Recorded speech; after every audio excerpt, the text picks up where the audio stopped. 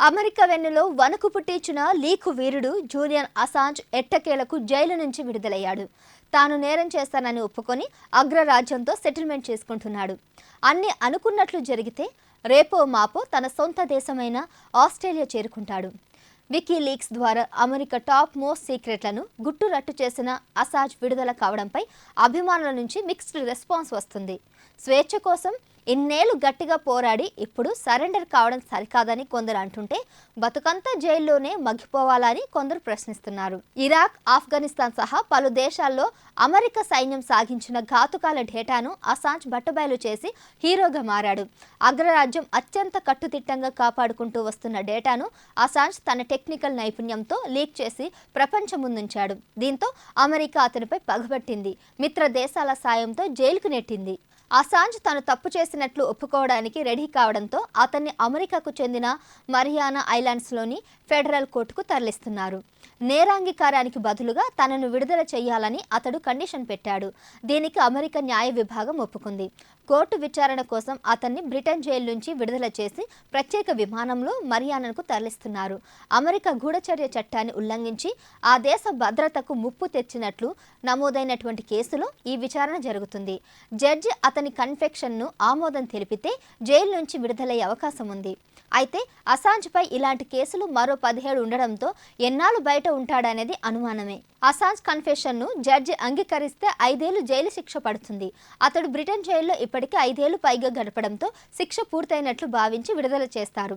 తాను అమెరికాలో అడుగుపెట్టనని అసాంజ్ చెప్పడంతో అమెరికా అధీనంలోని మరియానా ఐలాండ్స్ కోర్టుకు తీసుకెళ్తున్నారు. ఈ దీవి ఆస్ట్రేలియాకు దగ్గరలోనే ఉంటుంది.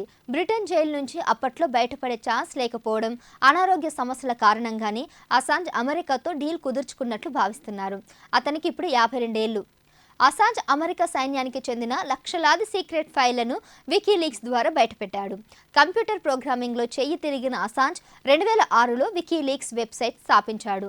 మెల్బోర్న్ యూనివర్సిటీలో మ్యాథ్స్, ఫిజిక్స్ చదువుకున్న అసాంజ్ 1995లో తొలిసారి హ్యాకింగ్కు పాల్పడ్డాడు. సమాచారంపై ప్రభుత్వాల నియంత్రణ ఉండొద్దని, మానవ హక్కులను, భావ ప్రకటన స్వేచ్ఛను కాపాడుకోవాలని అతని వాదన. ఐస్లాండ్, స్వీడన్లలో రహస్యంగా సర్వర్లు ఏర్పాటు చేసుకుని సీక్రెట్స్ సంపాదించాడు. 2010లో అమెరికా మిలిటరీకి చెందిన లక్షలాది ఫైళ్లను బహిర్గతం చేశాడు. ఇరాక్లో అమెరికా జరిపిన బాంబు దాడుల వీడియోలు కూడా ఇందులో ఉన్నాయి.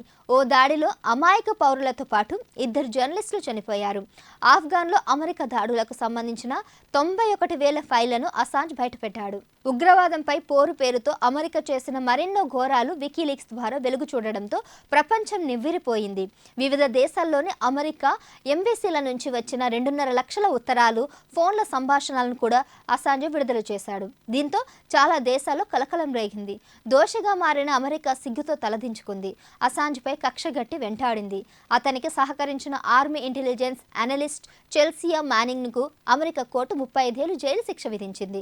అసాంజ్ స్వీడన్లో 2 మహిళలపై అత్యాచారానికి పాల్పడినట్లు 2010లో కేసులు నమోదయ్యాయి. 2012లో బ్రిటన్లో అతన్ని అరెస్ట్ చేశారు. తనను అమెరికాకు అప్పగిస్తారని, మరణశిక్ష పడుతుందనే భయంతో అసాంజ్ లండన్లోని ఈక్వెడార్ ఎంబసీలో తలదాచుకున్నాడు. 2019లో ఈక్వెడార్ అతన్ని బయటికి పంపింది. తర్వాత బ్రిటిష్ కోర్టు 50 వారాలు జైలు శిక్ష వేసింది. శిక్ష పూర్తయిన అమెరికా విచారణ పెండింగ్లో ఉండడంతో ఇంతకాలం జైల్లోనే ఉన్నాడు. అతనికి మతిస్థిమితం లేదని, ఆత్మహత్య చేసుకునే ప్రమాదం ఉందని బ్రిటన్ అమెరికాకు అప్పగించడానికి నిరాకరించింది. అమెరికాతో తాజా డీల్తో జైలు నుంచి బెయిల్పై విడుదలయ్యాడు. సమాచారంపై ప్రభుత్వాల నియంత్రణను వ్యతిరేకిస్తూ చారిత్రక పోరాటం చేసిన అసాంజ్ హీరోగా నీరాజనాలు అందుకుంటున్నాడు. ఇప్పుడు తప్పు ఒప్పుకొని నేరస్తుడిగా మిగిలిపోయినాడు.